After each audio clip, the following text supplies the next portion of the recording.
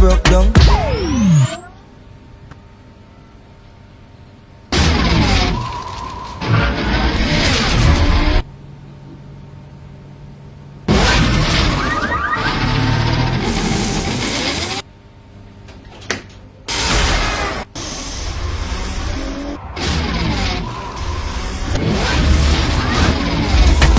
Gamtel G-Fiber, now you can enjoy super fast internet in gigabytes. G-Fiber is affordable, stable, secured, and accessible to homes, businesses, and enterprises. With Gamtel G-Fiber, the future is speed. Gamtel, creating a brighter future in communication. That's so she became mine and see the.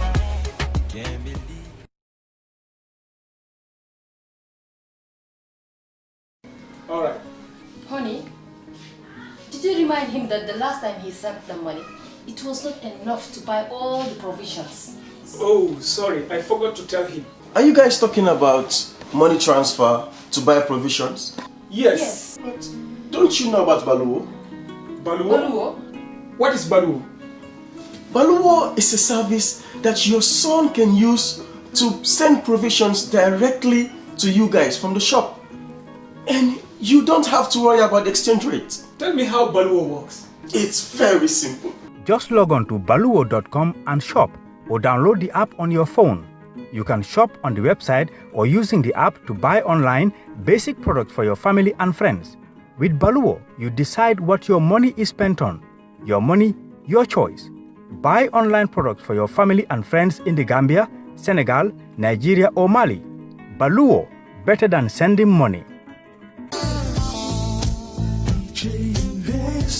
Are you thinking of owning your dream homes? EJ Investment is here for you. Secure our quality bungalows with 2, 3 or 4 bedrooms, or our story buildings 3 or 4 to 5 bedrooms at very affordable prices with flexible payment plans at our Sanyang Seaview Estate, where you can enjoy the cool breeze with modern infrastructure such as tar roads, covered drainage system, modern electrification with street lights, gated entrance with security posts, and social amenities such as gas station, shopping mall, medical clinic, park, schools, children daycare, and a lot more.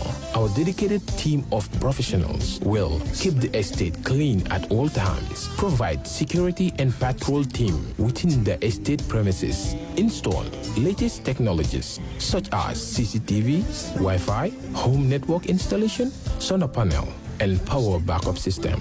Also, check out for our additional home facilities and interior design service such as premium tiling, wall plaster, home landscape, fingerprint home lock, and a lot more. Visit our office at Senegambia Kololi Highway and get a free site visit tour, or contact us on 4464-838. WhatsApp us on 3259220. Or you can visit our Facebook page or Instagram on EJ Investments. EJ Investments, we are first in properties.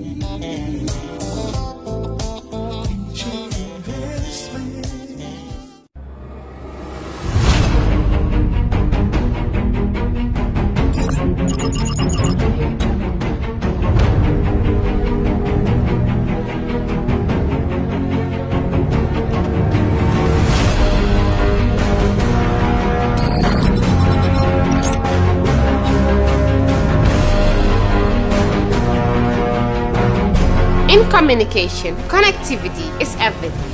We ensure that the links never sleep. Quantities and qualities, all in our data service, providing efficient, reliable voice and data service. We believe if you're not up to speed, then you're going backwards. Communications have to flow as fast as the speed of light. Whatever business you're in, having someone who understands your needs is critical. That is why we just don't offer you technology, we offer you solutions. Enjoy Gamcel's internet broadband anytime, anywhere. Your national operator, Gamcel, Yaibaram.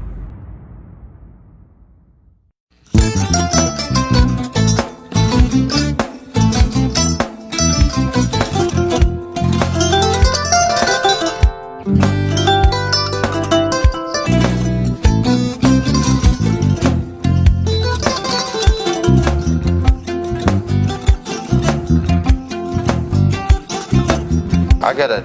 Mbijan aganyadi. Albaka. Mbaka important. Yo, nga transfer la sto. Ya transfer la sto. Ha, code nyingi. Okay. Kosa. Nsila ID soto. Ha, sa soto. Sorry. I get it. Mbijan bro. Albaka. Mbaka. Bara alla service o tariya. Ha, mbare mo ki janna nun kunu bara tariya. Janno yona forest de bureau. Gambia tonkon na no mbari ya bere. Ha. Birim koyna fo kato. Bari si kodo kino kato ni fo bolong blabe to. 56 branches mola sota Gambia jam. Ha? Ha.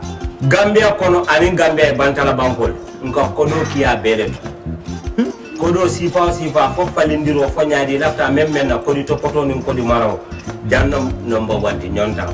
Andum fana nata anoda enterprise sotale. Wala nyindi ko domorol fana kol fana be firale de dadi mani domorol ni fana be teata. Gambia dawda yalo ngam fa kendol sotale je. Ha e wo moyo diat ha. Apelenta ni wo ka ni lafta nyelen kendol e binaji. Yalo bukani la ko la baraka ba. Yalo ndel chosano lo. Abaraka.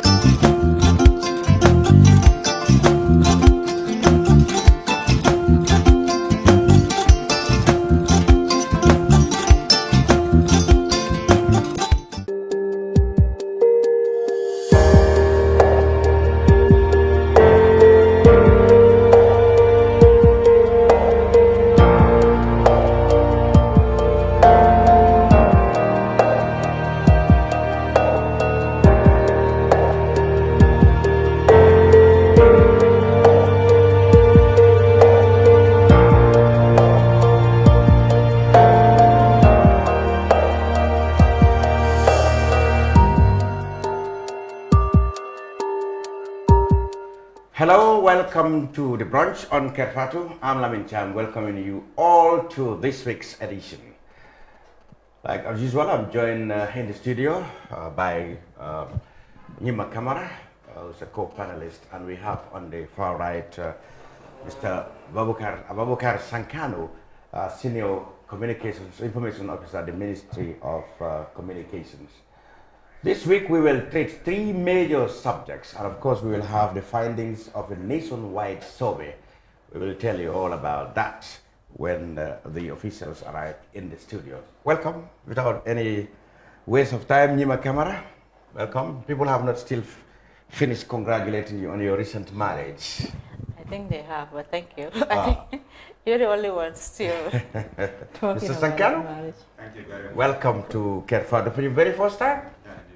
Fantastic, and we hope we will have more of you as we go into the year, or what is left of the year now. Okay, first, press review. The 3 major stories caught my attention over the last 7 days. One of them, of course, is the easing, let's say, of restrictions imposed under the state of emergency to deal with the COVID-19 pandemic. We will also talk about the controversies surrounding the recognition or the lack of gay rights in the Gambia. That plus, of course, the historic appeal court decision on the appeal lodged by M.A. Karafi against the findings of the Jane Commission. Welcome, Nima.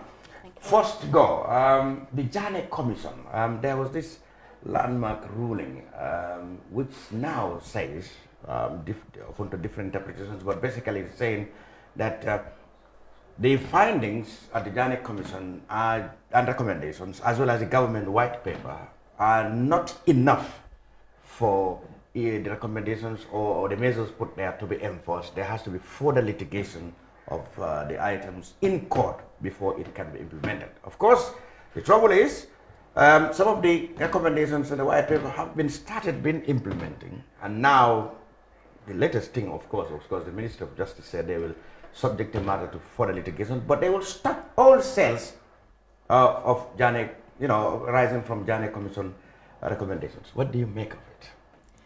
Well, I will make my comments here with certain reservations based on the fact that there are legal matters involved in this, which I may not be very much clear about.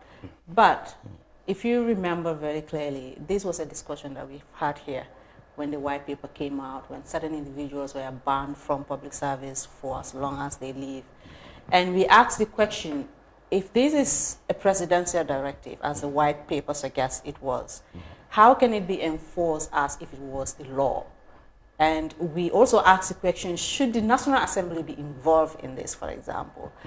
Should there be more legal litigations to be put forward to ensure that what has been recommended and what the white paper suggests could stand to be enforced legally? And I think that's where we have come to now, to witness as the court the court has revealed to us that the white paper cannot stand in place of the law. If the matter has not been taken to the courts and it has not been determined by the courts that such individuals or such companies should have to pay a certain amount of money, then how does the presidential directive fare in that aspect? So my take on this is that I think the work of the Janet Commission has not been completed. I think the commission did what it was supposed to do, to make their findings with regards to these people's conduct, to bring out evidence against them, and it is this evidence that should now work in court when legal matters are supposed to be taken against them. Okay, what do you make of the complex situation now? Already, like I said, some recommendations from the white paper as well as the Janet Commission have already been implemented. Now they said there will be no more sales, for example, as far as the Janet Commission recommendations are concerned. Where do you think we'll go from now? Of course, the ministry said they will subject this matter to further litigation, but they've stopped, which is an admission that they are willing now to respect the appeal courts. Wouldn't this open a floodgate of appeals from others who have been adversely mentioned? Yeah, a lot of us will be disappointed by what we have just heard from the courts, because many people have agreed with the Janet Commission's recommendation against these people. However way you look at it, whether legally or otherwise, what these people have done was against the greater interest of the whole Gambia. So to have them go to court against the government or against the Janet Commission recommendation and win would be a disappointment for a lot of people. But we have to accept the law is the law. If we have done things the right way, perhaps this would not have happened. Now, it is also a very bad precedence because what this is going to suggest is that a lot of other people, we have heard from APRC, for example, saying they're going to take the borough government to court for the fact that they have tampered with what they call President Jammeh's assets. So this is a precedence for those people to be confident that if they too go to court, they can win against the government. So we're likely looking at a lot of people coming out to say, we do not agree with the Janet Commission recommendation. We are taking the matter to the courts. Okay, like you said, we are all not favorite legal matters, but let me take you to a summary of the legal viewpoints of one very prominent commentator, Simon Sabali. He's suggesting that the appeal court judges did not take in cognizance a certain provision which is called Public Assets and Properties Recovery Act, Volume 5 of the Laws of the Gambia, which he said in Section 2, which defined that a white paper, to mean Cabinet's decision on the report of a commission, which decision is final and legal binding. He said Section 15, subsection 3 gives a commission power to order a public officer to pay to the Director of Treasury any sum or value of the asset it found against the public officer. And Section 4 gives the Commission the power to sell the property of any public officer who was ordered to pay any sum. And Section 15 to 13 also said various orders a Commission of Inquiry can exercise or make, ranging from selling of properties to forfeiture.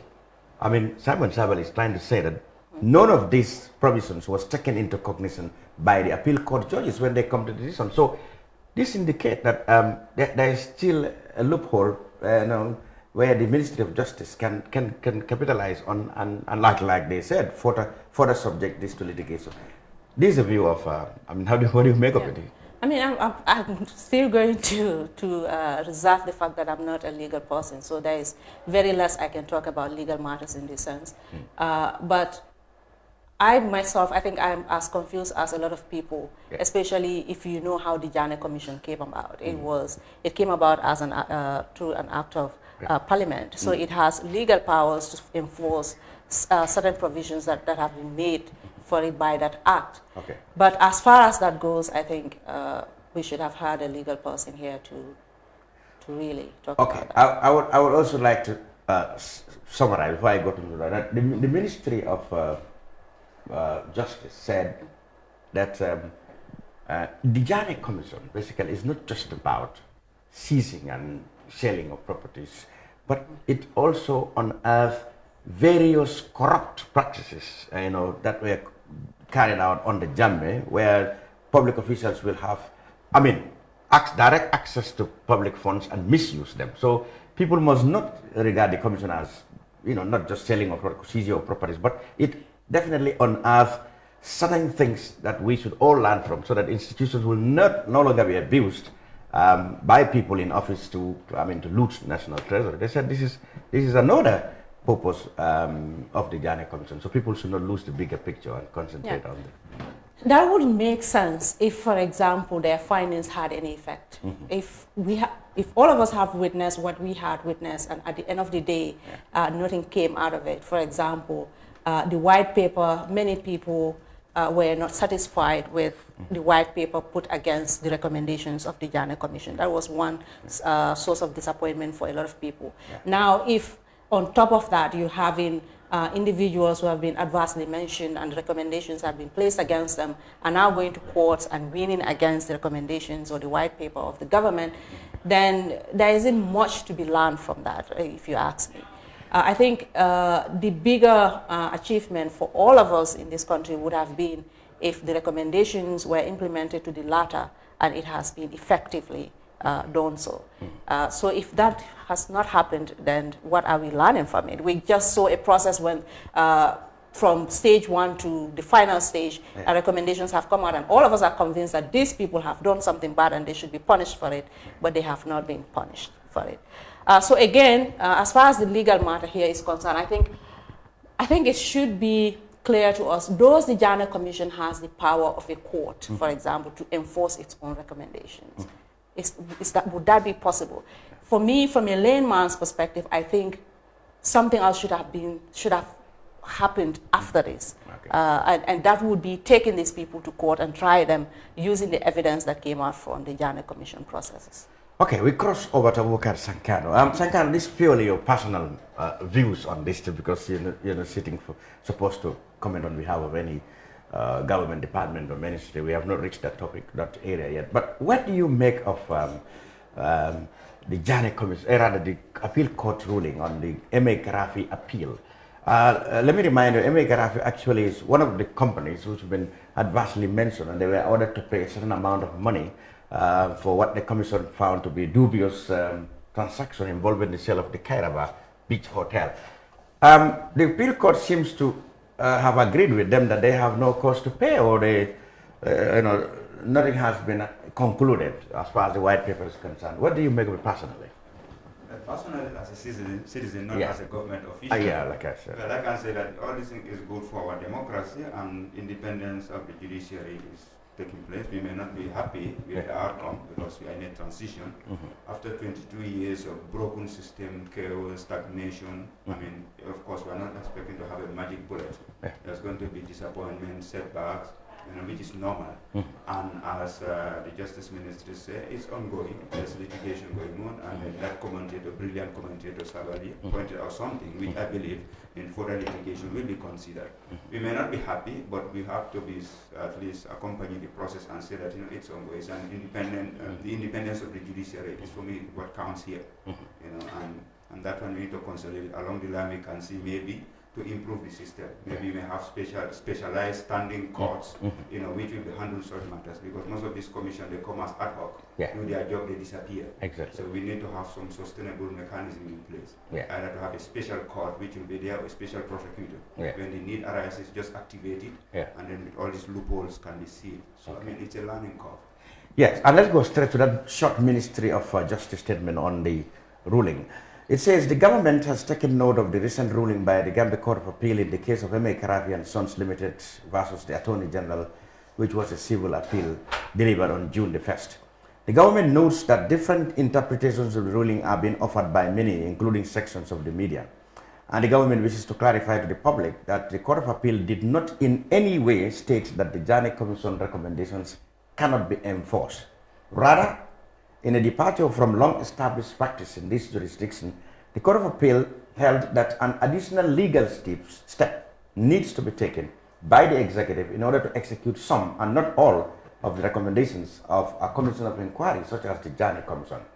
So indeed, the Gambia Court of Appeal has accepted in the said ruling that the position arrived at by the court in this matter is a novel one, is a new development. So the government, however, disagrees with this position by the Court of Appeal and intends to further litigate this matter. Meanwhile, consistent with the government's strong commitment to respect the rule of law, all sales of properties flowing from the Janneh Commission recommendations have now been suspended in deference to the ruling of the Court of Appeal until a final pronouncement is made on the matter. So there we go. And then he went on to, to establish the government's commitment to, like you said, independence of judiciary and respecting. They said all this actually testifies that we have a very strong democracy where separation of powers is respected. But basically, like we said, they do not agree with the court in certain aspects, but they are going to halt all the same any excuse me, any sales of properties flowing from the Commission's recommendation. Yeah, I think some of the points, as far as the starting of the letter or the statement is concerned, agrees with what I'm saying, that further litigation is needed to happen. Yeah. I think that was our position from the initial stage, that a presidential directive alone may not be enough, because how can you enforce that in the face of legal matters? But I agree with you, this is it's a very good step in our democracy to see that the courts making, the courts are making rulings exactly. that people may not favor, the government should not favor. Exactly, that deviates from the executive's position. And actually we have seen a lot of things like that, like the case of the nominated member of Assembly, Yakumba case, yeah. All those are cases that were not ruled in favor of the government, but the government really sought some fit, and they really stood by and respected the rules. So, like you said, the separation of powers, well respected here, but then we will see more from this ruling, I guess, when the ministry... Hopefully moving forward. Hopefully it is also a learning curve for the executive as well to know that processes cannot be completed at once. Sometimes they needed to be followed up with further steps. And we have seen with this government, again, the executive owning up to their mistakes over and over again, and going back to the drawing board and see how to do things better. And this is something that we can expect from them again. All right, let's move on to the next topic, and that is the controversial issue of gay rights. We know, of course, a couple of weeks ago, the European Union made a statement in which they clearly said they expected the Gambia government to respect all human rights, as recognized by the EU, and that include, of course, the rights of lesbians and, if you like, gay men.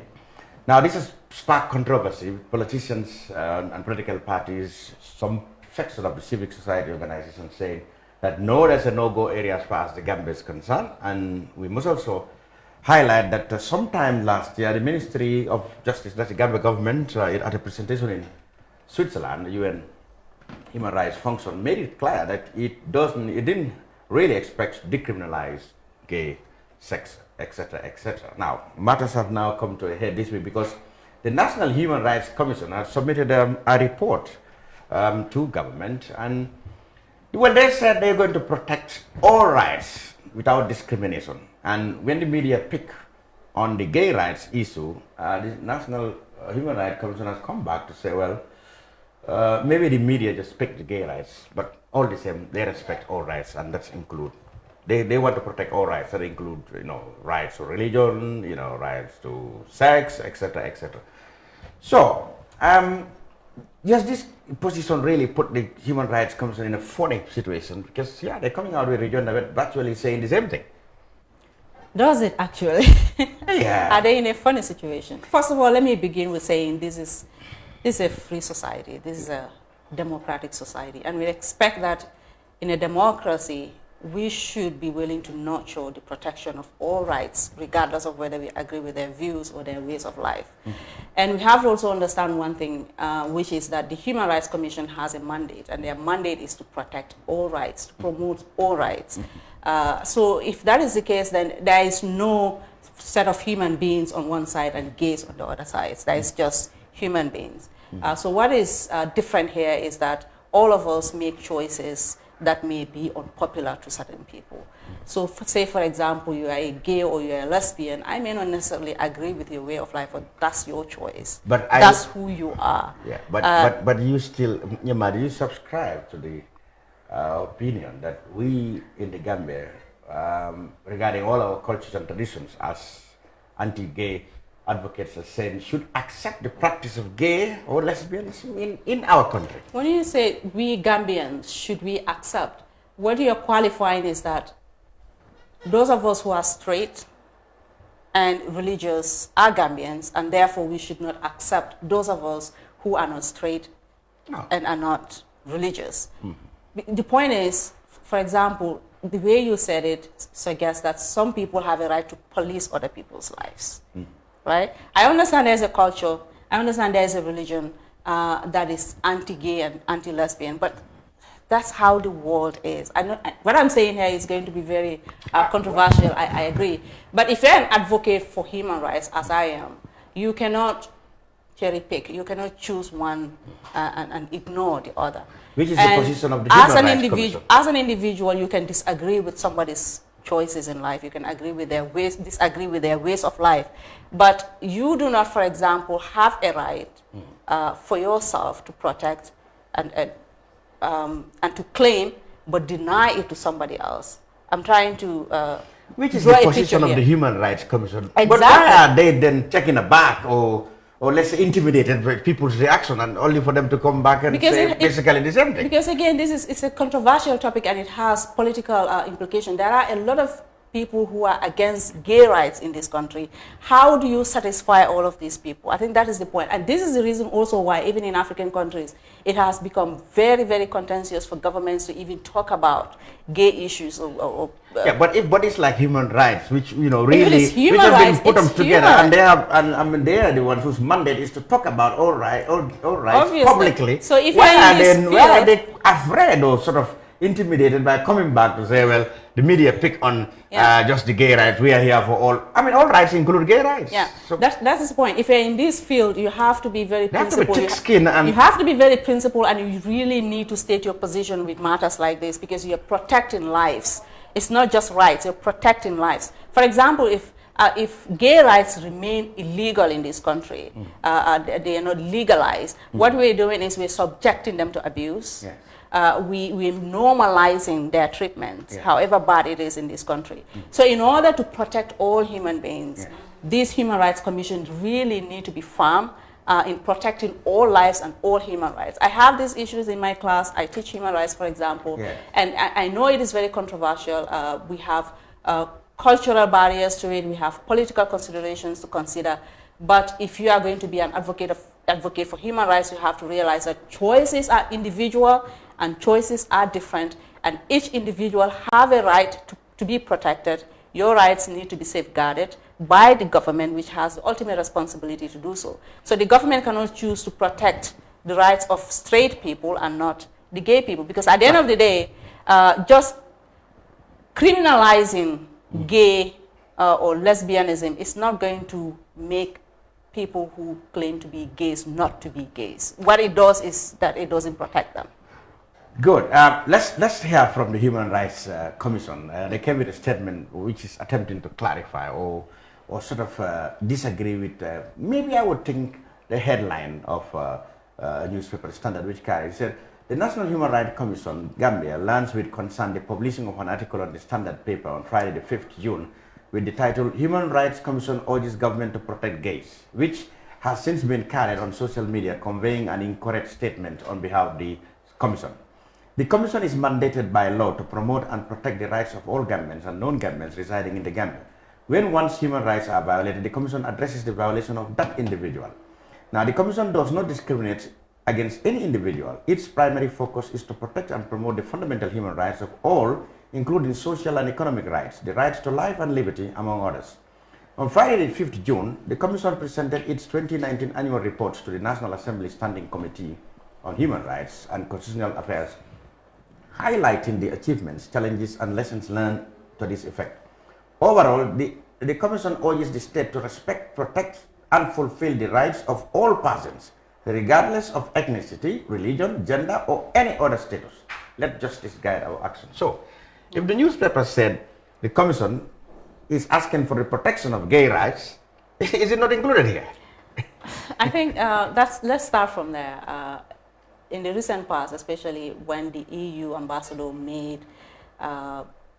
included this aspect of gay rights in one of his speeches, it has really arisen this anti-gay feeling in the Gambia. And for that reason, anyone who mentions gay in your statement and it sounds favorable to the gay, even the media itself is very hostile to that. But the issue is, you said you are protecting all right. You have got to report to the parliament. You said you are not discriminating. Now somebody said, you said you should protect, the government should protect gay rights. And now you are saying, no. That's where I'm coming. Hold on. So there's one thing to not discriminate. So the problem is the highlighting of gay is their problem, perhaps. The point is, there's one thing to not discriminate. There's another thing to promote. Okay. The first media statement suggested that the commission was promoting gay rights. You did not promote. He said protect. He says the government, look at what he said. It says the government, it was titled, Human Rights Commission urges government to protect gays. So, because in their report, they are saying that the government should protect every right without discrimination. All right, so I cannot speak on behalf of the commission. What I can say is that the commission has a mandate to protect all individuals, exactly, including gay people. Including gay people. We should not allow, even as ordinary citizens, we should not allow discrimination and persecution of people because we do not agree with their ways of life. That is one thing. Another thing that I am going to emphasize as an individual who is not necessarily promoting gay rights, but is always protecting the human rights of all individuals, or speaking for the human rights of all individuals, is to understand that certain things should remain in the private realms. For example, if I choose to marry Lamin Cham, that's my choice. Yeah, right? If I choose to not get married, that should be my choice as well. So gay issues, for me as an individual, that's how it should be. Individuals have their private choices to make, and that shouldn't be somebody else's responsibility to police. Let me give an argument that some African governments should really put across when these gay matters come. I mean, I remember the president of Uganda, for example, said, now, the trouble is, if two men sleep in their room, their own privacy, or two women sleep in their bed, their own privacy, that's nobody's business. But if they hold each other's hand and they say they are going to church or court or mosque to marry, then they are promoting, that's where the problem is. That's what clash with the tradition. That's where the problem is. Now, if you protect such rights, tomorrow they will walk onto Ministry of Justice and call the party and they say they are married. How would the society see that? That's what the governments do not want to happen. But anyway, let's cross over to Sankanu. Again, this is a personal opinion. What do you make of this whole controversy? As we said, it's not government opinion, my personal yes, opinion. That's right. Yeah. As a citizen, it's all part of our democracy, freedom of expression. We hear a lot of unpleasant things every day on WhatsApp against the government. So I consider it within the concept of freedom of expression. You know, when you talk about rights, when you talk about culture, our culture is diluted. If you ask a Gambian to talk about culture, he bring a Saudi Arabian culture. Even our dress culture is Arabized. If you talk about a Westernized, you start copying foreign culture. What we have to do is, those who want to defend culture, we have to do national reorientation. Teach the people what is culture. Let us do research into our positive ancestral values. Then we can be able to talk. But to only hide behind the curtain of culture and say this is not our culture is too simplistic and fake. And all this decriminalization here and there, it's not effective. FGM has been criminalized, but it's still taking place. Cannabis is illegal, but there are groups that are agitating for the legalization of cannabis. Exactly. So if Human Rights Commission come and say, okay, cannabis no workers to have right, you know, to enjoy their freedom, but tobacco control and other things are there. So I see it just within the context of freedom of expression, so it's not giving me sleepless night. And but there has to be a decision by the state as a government whether we're going to allow this or not. No, there shouldn't be. That level. Yeah. But that's what everybody is saying. No, we've not reached that because this is ongoing. This is older than the government and it will be even older after all. This is as old as humanity. It's part of human civilization. It is criminalized. So, it is criminalized on the Jammeh. Yeah. Now the issue, the human rights activists have said it should be decriminalized. The government has said it has no intention to do. Now the debate has come back. We must do something. Like those who are saying that FGM2 should be discriminalized. There are voices that have said FGM should be decriminalized. So we have to say which is which. We cannot cherry pick.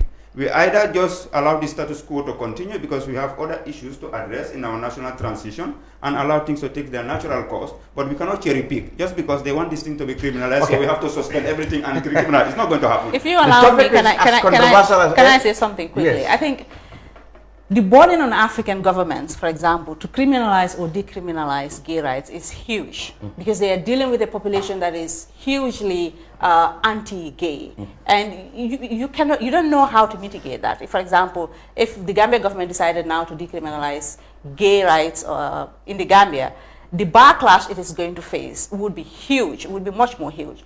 But that is one thing. The other thing is to not do anything about it, but ensuring that every individual in this country is being protected. For example, you do not accept persecution against any individual for whatever reason, right? Whether they are gay, whether they are straight, or whether they are whatever they are. You do not accept the killing of any individual because of who they are. So what you do is you put a blanket protection over everybody's life without necessarily saying we are criminalizing or decriminalizing the gay people.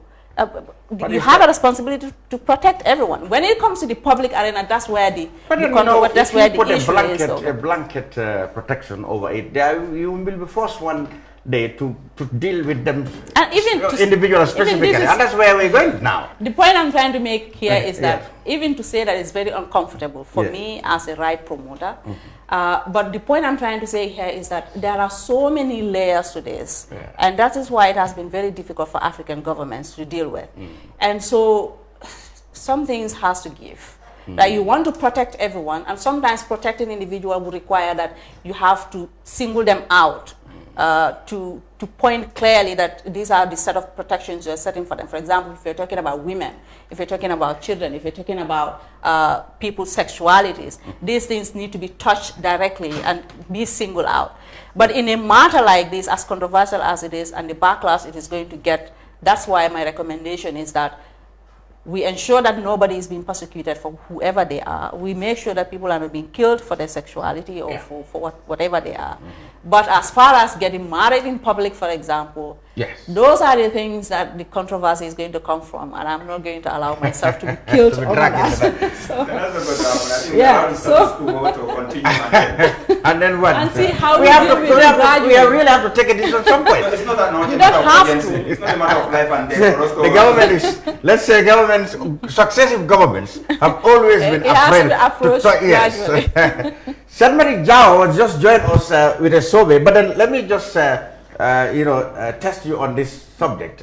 What is your personal opinion before we go to your survey? We still have one item to deal with, but let me just quickly put you on the spot. What has been your opinion on this gay rights business?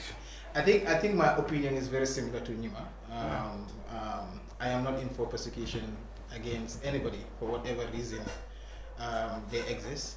But I also think it's going to be a very problematic, as Nima said, if we are to say, okay, homosexuality has been illegalized. Because already we know, based on surveys that we have conducted, Gambia has one of the highest disliking. For homosexuality.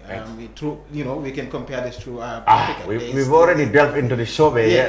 So it's going to be problematic if government decide to say, okay, we're going to do this. But for me, I like Nima said, I think what needs to be done is allow everybody to enjoy their human rights, because I don't think even straight people are allowed to go in public and do certain things because the culture does not allow that. I don't. Yeah, but no, I can hold a girl from anywhere and we go to church or mosque and say.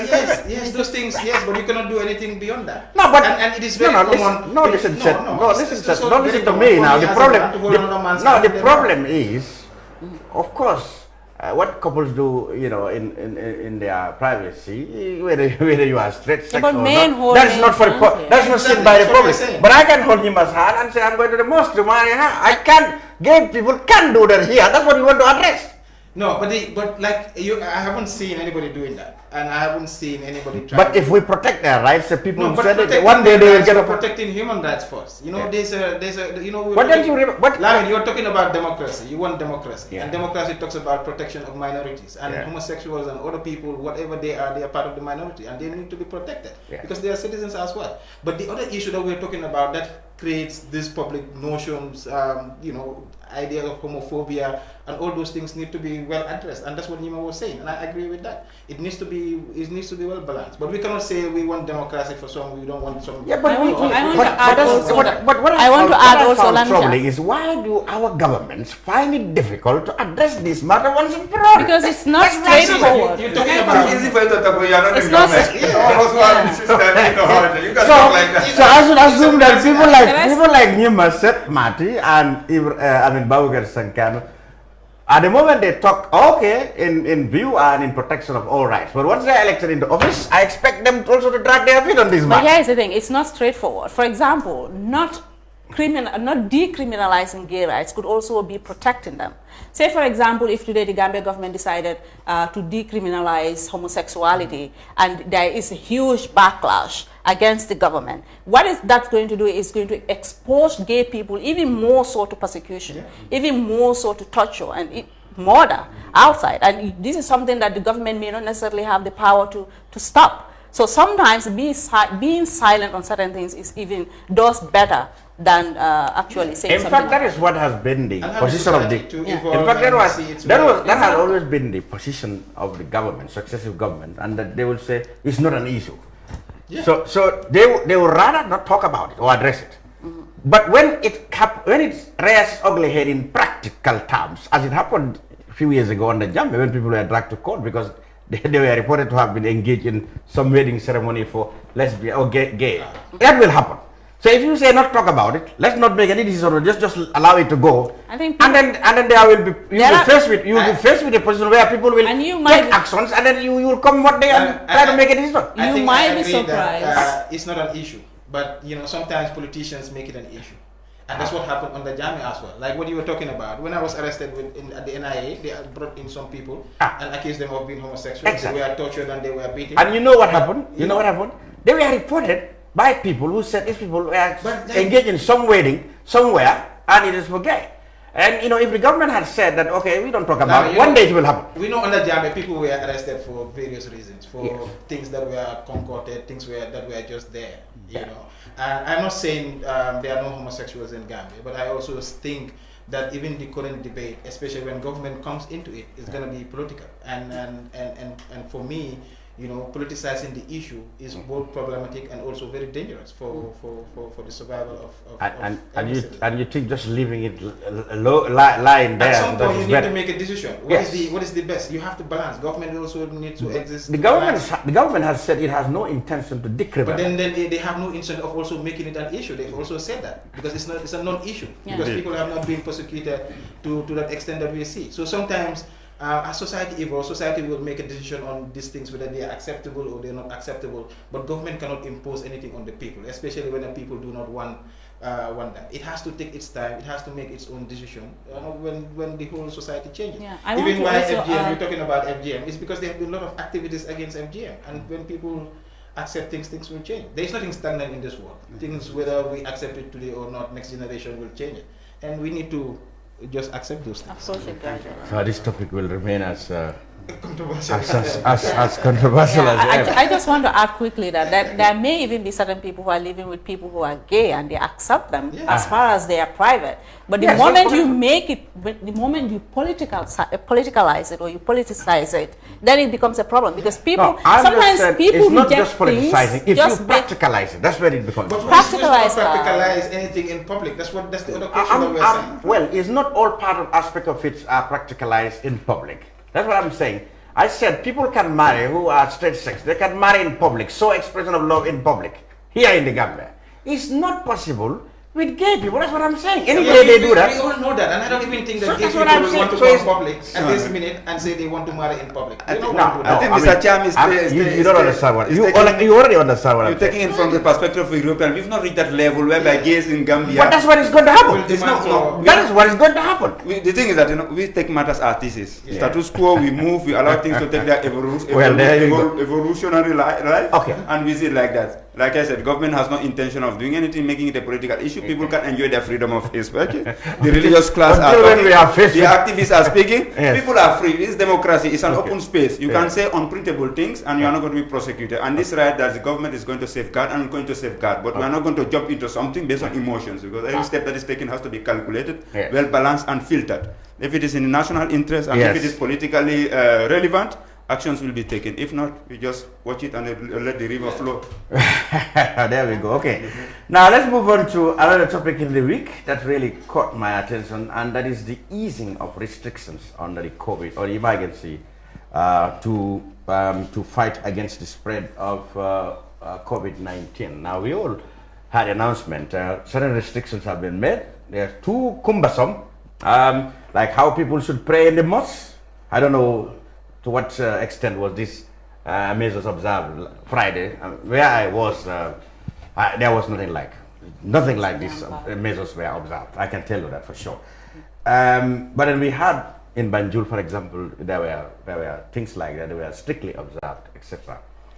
Okay, mosques, markets can now open 6 a.m. to 6 p.m. But casinos, bars, restaurants, or something are still restricted to some. People find it's inconsistent. In some cases, it doesn't make sense, contradictory. But then there are people who still believe that none of these measures should be considered harsh, given the fact that the whole measure is to protect life. And when it comes to protecting lives, I think we should sacrifice everything to ensure that lives are protected. Nima, when you had the easing of the restrictions, what comes to your mind? Well, I think it's about time. For example, we asked the question, for how long is it going to take? If you have a virus that's living with you and you don't know how long it's going to last, and lives are put on hold because of it, you want to find a way to live with it. You want to find a way to see how can we move around this, because you cannot lock the country down for forever. So I think easing of the emergency regulations for now is a good step in the right direction. We don't also expect the government to open up the space completely for everyone at once. We want to see that it is done gradually and see how far we can go ahead with this. And also to see within this period, are we seeing increases in the number of people who have been infected or not? What is changing? What is happening, good or bad? To see what more can we do? Which other facilities can we open? And if they're going to take a first step, we can imagine the government, they will have to do with the most controversial ones, where there is political cost attached. For example, the opening of the mosque and markets have been sources of real agitation from every corner. So that's something that I'm not surprised that they have started with. But again, how they are going to enforce the preventive mechanisms put forward by WHO, that is going to be problematic. It has always been problematic from the beginning. Many people do not even agree that COVID-19 is here with us. So if people do not believe in something, it's very hard to have them comply with the rules that are set to enforce regulations that emerge as a result of the presence of the virus with us. So first, what we need to do is to continue to speak, to convince more people to believe that we have this disease and it's very real. Even those who used to believe before are now not believing that the virus is here. So we need to continue to communicate and remind each other of why we need to protect ourselves. Sir, but before I come to the man himself, who's been very much involved in the implementation and the drawing of the measures and their implementation and communication still. So let me have your views on that. What did you find contradictory, if you want, or very difficult, or perhaps nonsensical in the whole measure, execution or lack of it, these measures put together by government? I think the role or job of every government is to protect its citizens, especially when a case of emergency has been declared. And and as a citizen, I want to support the government, because for me also, I'm fearful of what is going to happen to me if at some point I got infected. People must be thinking along that line, because what some of the measures that have been carried out by the government is for your own protection, no matter how uncomfortable or disagreeing you are to that. And the primary role for me is the protection of life. But of course, what is happening in the COVID response, what is basically a reflection of what has been happening within our society, the disagreement, the lack of trust in government, when government say this thing, people want something different. There's no proper connection between government and the people, and that's why I think most of these issues, people are not taking them seriously as well. And also, I also feel like government has been very slow in some areas. Instead of coming out talking to the public directly. Proactive is what I would being say. proactive is not. It's mostly reactionary, and we need to move, beyond reaction to ensuring that we are very proactive and take measures into, measures as early as possible, and to make sure that we address some of these issues. Like Nima said, this issue is going to be here for some time now. So we need to also make a decision. At the end of the day, a decision needs to be made. I think it must be made. And I think government will make the right decision for the interest of the public, because what information they have, we don't have it. And so they know better. And I think also we need to trust, what the government want us to do, and we try to support them. Because at the end of the day, we are the government and the government is us. Yeah, okay, before I come to Sankanu, my observations have been, personally I believe COVID exists because I have, followed the devastation it caused, in Europe and America, China and other places. And even though I really acknowledge and, appreciate some of the measures that put in by the government, I felt some of the things were not properly enforced, like markets, for example. Before this latest announcement, you can go to the market, depending on what you want to buy. But my impression would they should have forced people to put on masks before they enter the markets. That Make them available first of all. Okay, that wasn't done. Until now, I hear in the announcement it's there now. But again, there will be a problem, as Nima said. How many people really can afford masks? But I said, okay, there's a shortcut to that. If you make it compulsory for anybody visiting the mask to put it on and keep it on the time they spend there, everybody whose business is to go to the market will make sure you get it, one way or the other. But that wasn't done. That was another problem. And the second problem, I had taxi drivers or vehicles that they said should carry half of the capacity was not also being observed, right? So commercial vehicles, basically they didn't even care about. That was not properly enforced. It wasn't even properly, because vehicles would pass the police and they wouldn't check on those things. So those were problems that I think, and go to the beach, the fish markets in Tangier and Gunjur, if they make it compulsory, and there are police, immigration, and even SIS people there, if they make it compulsory for anybody coming there to have a mask on, obviously, the situation would have been a lot better than that. But then again, you're talking about enforcement. And when you're looking at enforcement, you need to look at certain factors. What is the ratio between the police enforcement or the enforcement officers and the public? But the markets have gates. I mean, you must come through gates. Our market system is open. Basically, people can stand anywhere and then sell. There are problems of enforcing these issues. That's what I'm trying to show. But again, in the process, most of the issues that you have highlighted, I want to go back to what Nima said, whether they have been, even those factors have not been put into place.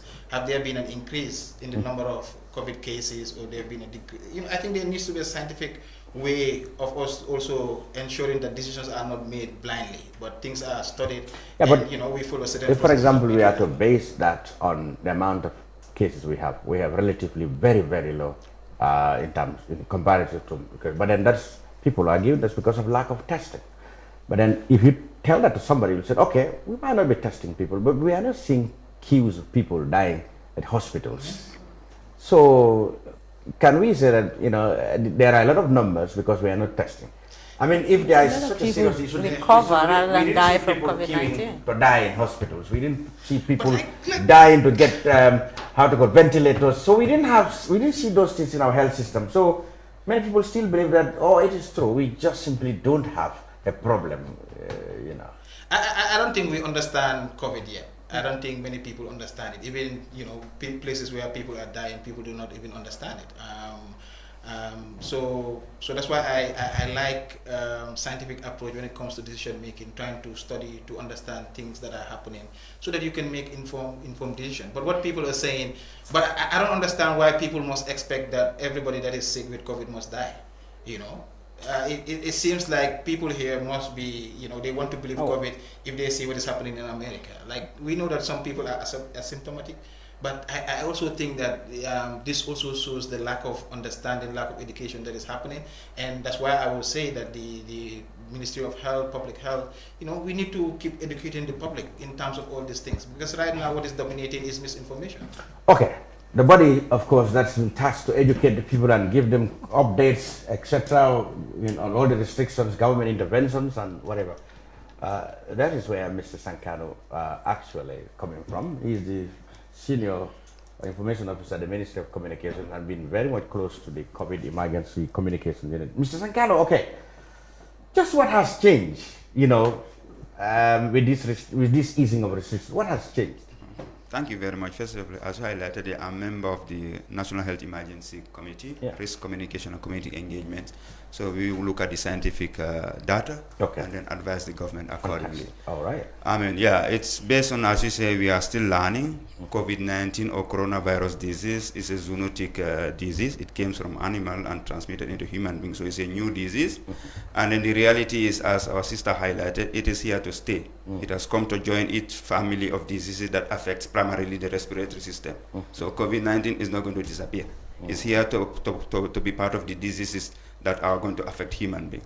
So containing it, finding cure, living with it should be everybody's preoccupation.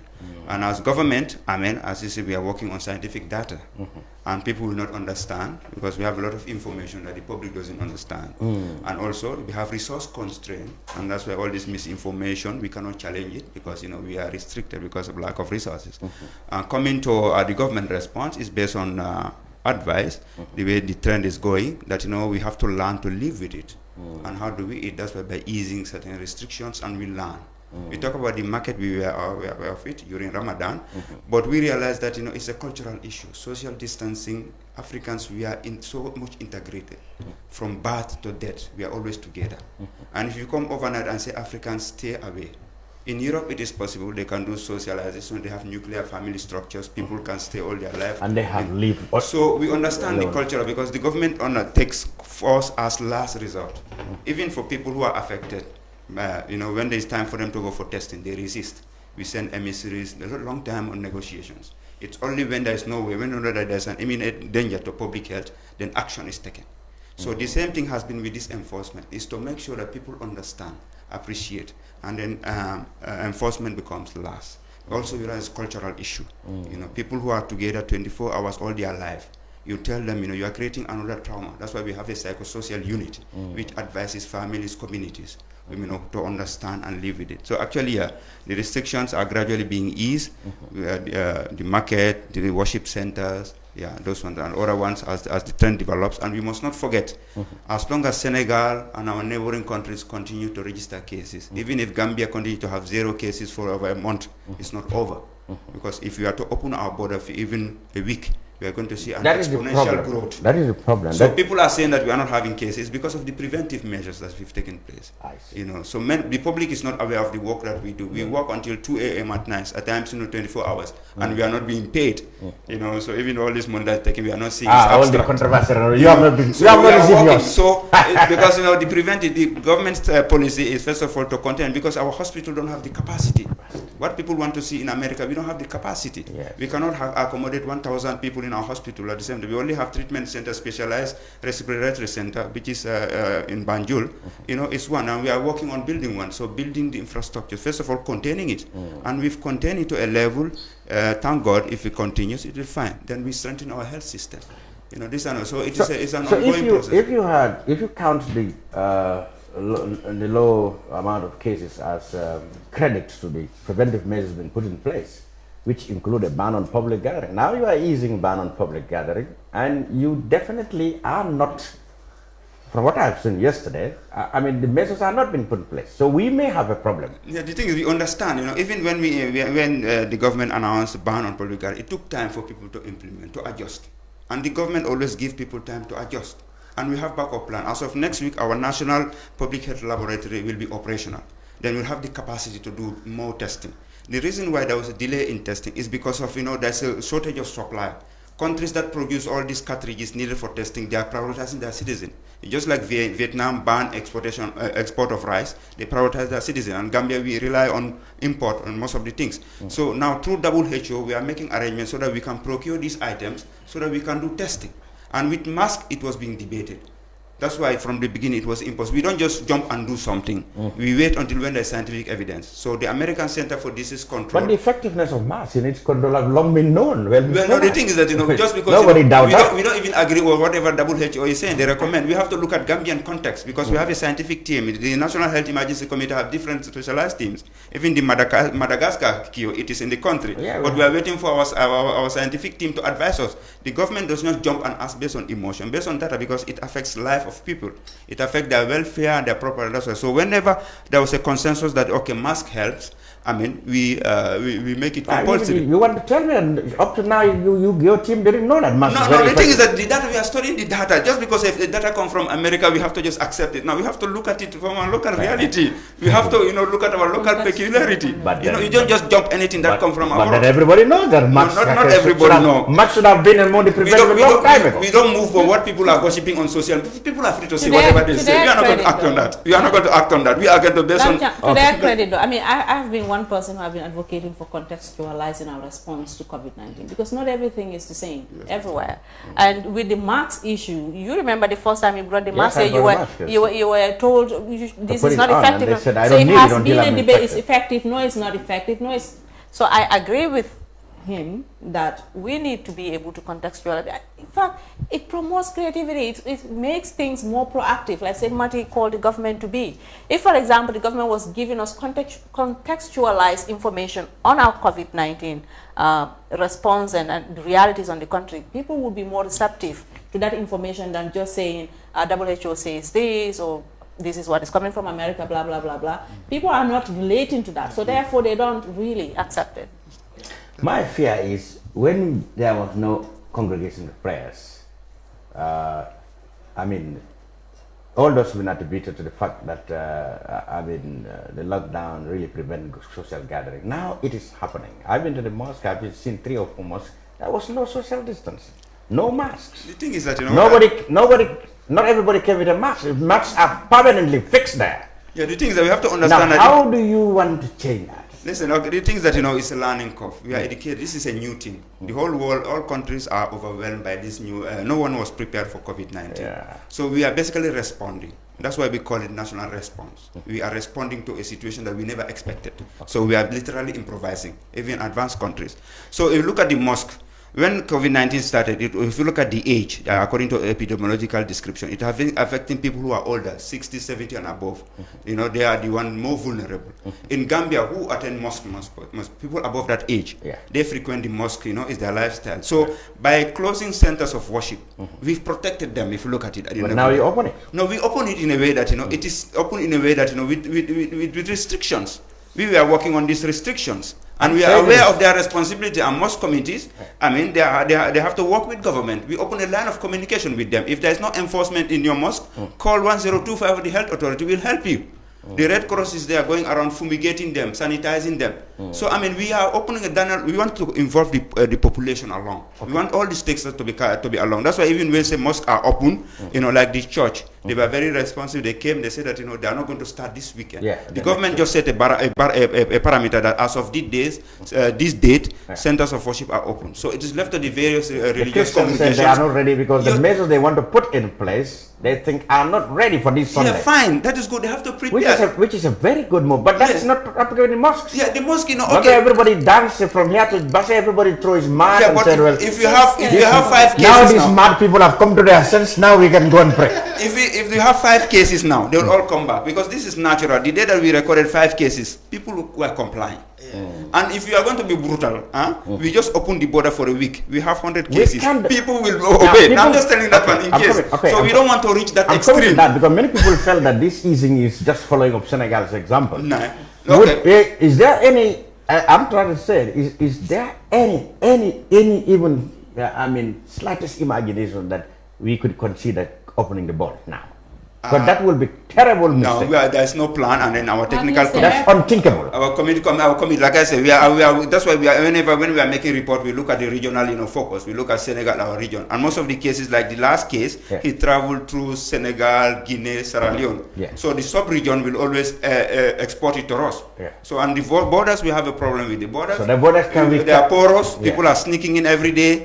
And then we don't have the capacity. We bought 12 vehicles. People are complaining. You people are buying too much vehicle. Can 12 vehicles police our borders, and they need to be robust vehicles? There are government vehicles that can do it. Government machinery has to function. You cannot take the ambulance from RVH. The ambulance, but I mean, government was seizing vehicles. Yahya Jammeh's government will seize vehicles when he's going on a tour. Not Yahya Jammeh's era. No, some things about him are good. Even when Barrow is going on tour, they take vehicles. This is temporal. And the COVID-19, we don't know how long it's going to take. The reason why tour is not temporal. No, it's temporal. It's SO2. Why can't we use those vehicles? Look, COVID-19 is not over yet. If you post people at the border, there's no time when you are going to withdraw them. You have to consider fuel supply. And then fuel that is available, you have to look at this distribution evenly among the public and other things.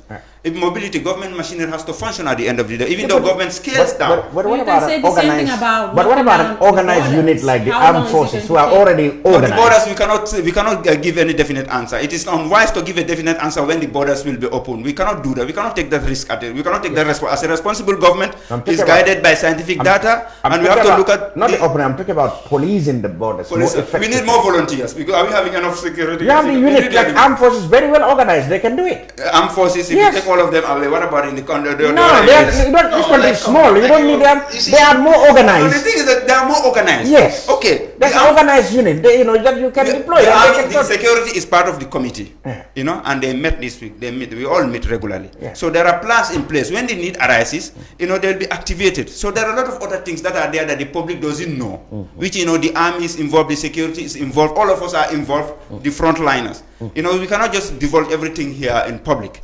So all what we are saying, we are aware. We are aware of the challenges, we are aware of the difficulties, we are aware of the public because, we get the feedback from the public every day. So we are taking steps according to the scientific evolution of COVID-19. Okay, now let's talk about the markets. Now I can go to the market, or vendors or myself can go to the market and stay there between 6 a.m. to 6 p.m. But you say now I must put on a mask. Yes. How are you going to implement that? Well, when we were working on these things, with the mosque committee and the local government authority, that's why I say we like involving the people. Every market has a committee. Every worship center has an organization. That's why we open the line. Let them work with the health authorities. If they need help, we guide them. So we easing the restrictions come with responsibility on both sides. Government is open. If you don't understand anything, get in touch with us. We will guide you. If you refuse to cooperate, then maybe 2 weeks into this stage of relaxation, we might modify it again. XYZ did not comply. Why? We study and then we respond accordingly. But those are open. Those of dialogue are open. Market communities that are having challenges, they get in touch with us and we'll guide them. Any other area you want to talk about? Yeah, I just wanted to talk about the opening of the airport. I think we are... That's unthinkable, is it? Not necessarily. I think the airport is easier to police than the land borders because the airport has only one entrance. What you can do is... No. The problem is with the airport. I'm not advocating for it. I'm asking because we have to accept that this is going to be here for so long. And so many things are put on hold, for example. And we are talking about people's rights to movement as well. A lot of things are at stake.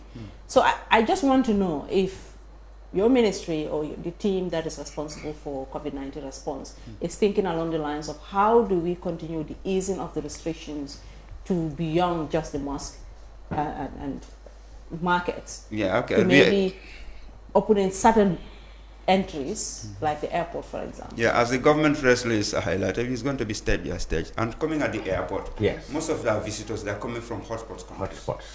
And then we have the capacity to quarantine all, and it's very expensive to hire all these hotels and put people there. So which means that we have to turn the stadia and other places, schools into quarantine centers. Because that is the public health emergency law and WHO regulation. So if we open anybody who comes into the country, whether you are affected or not, you have to go into quarantine. And it's going to put pressure on our budget already. So this is the challenge. So that's commendable. The issue about borders, whether it's land or sea or air, is not just even imaginable right now. Only emergency essential supplies. When there's an evacuation, country X want to evacuate its citizen, we get special permit. But wait, how do you organize about that? How do you go about it? When foreigners will come and pick their citizens, or foreign governments will come and pick their citizens, ours are stranded all over the world. You can make similar arrangements to get them back. We don't have the resources. No. A plane left Brussels to come and pick European citizens. Yeah, the information minister of the Gambia is in Brussels. Yes. He cannot come. You cannot make that arrangement. Well, the thing is that, that one is you have to talk to the information. No, what I mean to is, tell you what is the circumstances. No, the thing is, if you can allow foreign governments to come here, you give them permission to pick their citizens.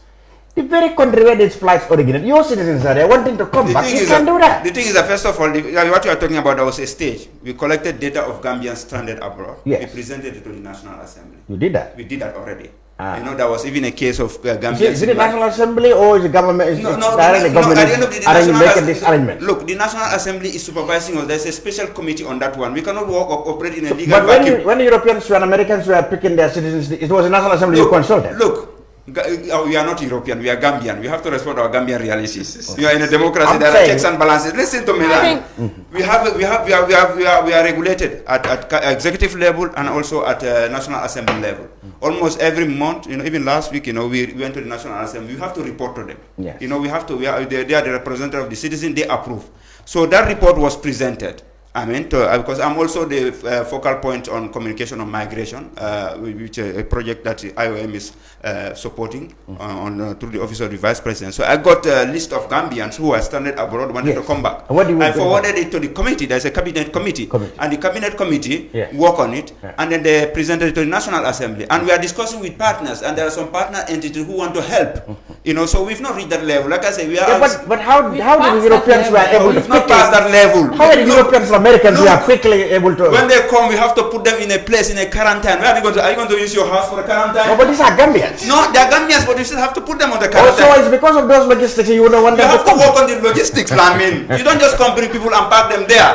We brought people here. There are people refusing to accept them. You have to go and negotiate with their family. Their relatives refuse them because they went to quarantine. There's a lot of things that has to be involved. Psychosocial. People are here. They call us. They say, look, I finished my quarantine. I went back when my family refused. So we have to call back and make arrangements. So which means that we have to provide more accommodation for people. Citizens, when they come, they are not spending 14 days in their families. They have to spend 14 days in the hands of the government. So that logistics has to be there so that the moment they land, they go straight to quarantine center and their privacy is protected, and we start negotiating for their reintegration. Mr. Sankanu, can I help you here with this? It's a huge logic. I think there are so many things happening.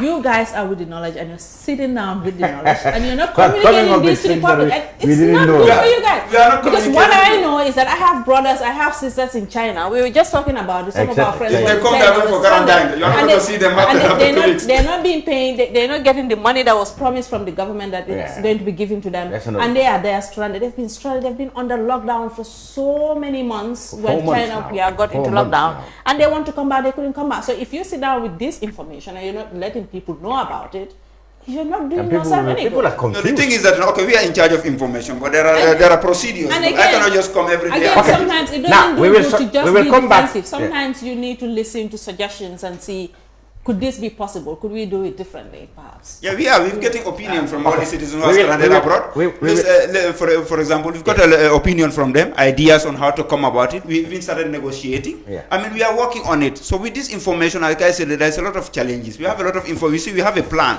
This is all our response plan. Exactly. If we implement all those things, all that we are taking will be done. But we are restricted by constraints.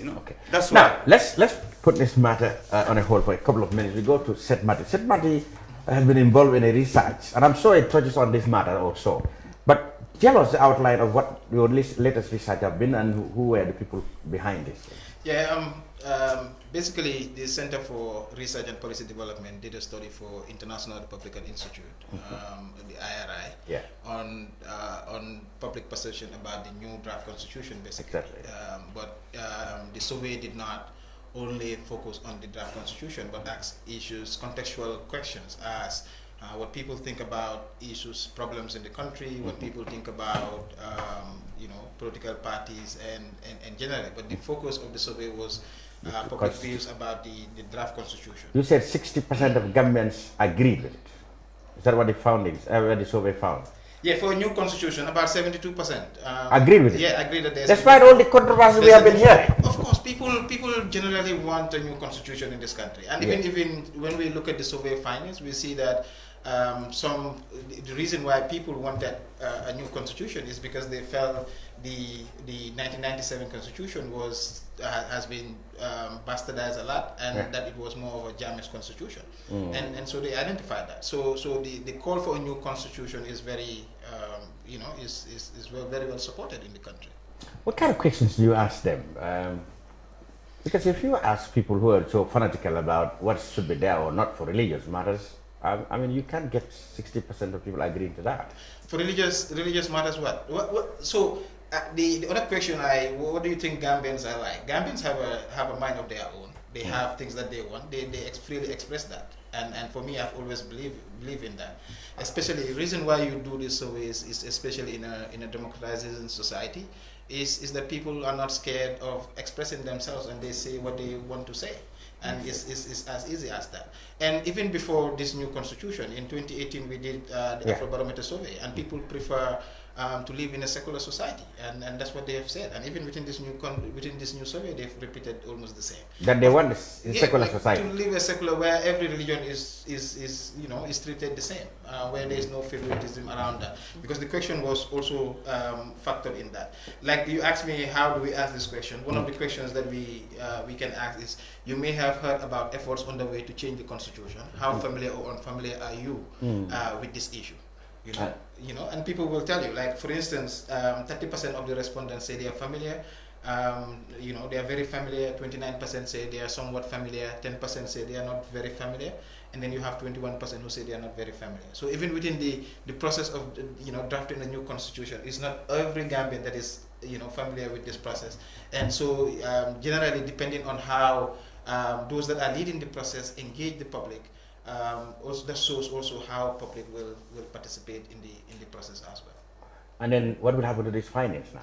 Well, we are sharing. That's what we are trying to do right now. We're going around sharing the findings and also provoking people to continue the discussions around the new constitution, because it is essential. It is necessary for the Gambia to have the new start. And thanks to IRI with their funding, and their foresight, we were able to have the survey done, especially at the time when the new draft was released around I think just mid-November or late November. And so we also measure whether people had the chance to see the new draft and whether they agree or disagree on that. And what percentage said they have followed it? They've seen that. Okay, so within that, within the new draft, we said, do you agree or disagree with each of the following statements about the draft constitution for the Gambia? It should include requirement that women and youth persons with disabilities make up a certain percentage, and about 89% of those agree.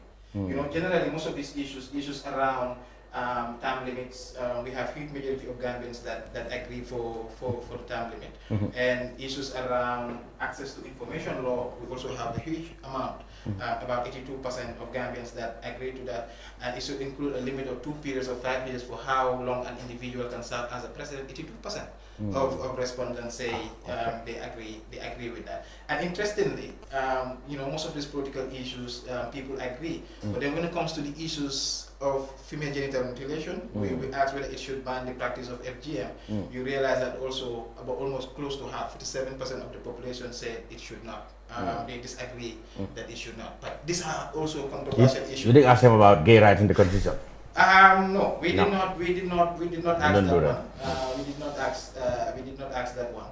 But again, you see that where people agree, people show it. Where people disagree, you show it. And if you do further studies also, you realize that FGM, like Mr. Sankanu was talking about, is still a controversial issue. We've been engaged in the debate and still it's controversial. And during even the consultation process, you hear people talking about FGM being,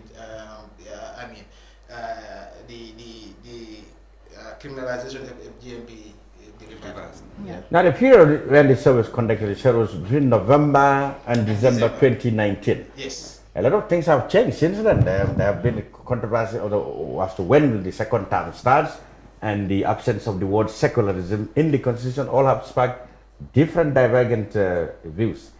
So, should we go by this survey? Of course, this is the most relevant. That's the most recent. Relevant survey that most recent survey that as recent as December. Of course, what we discuss in the public media, yeah. People like me, people like you, and others, you know, it will serve as it is the voice of the public. And what these surveys do is that it provides you know, people to have a say in these processes. And for me, I prefer to go with the survey than what Lamin because we are not too representative of the people. Actual people.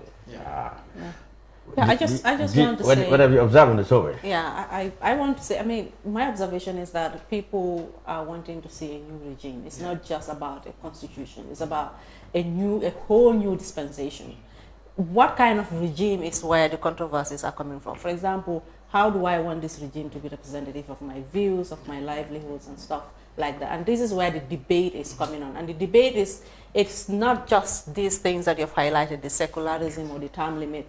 The debate is going to continue as people find things that they either want to be part of this new regime or otherwise.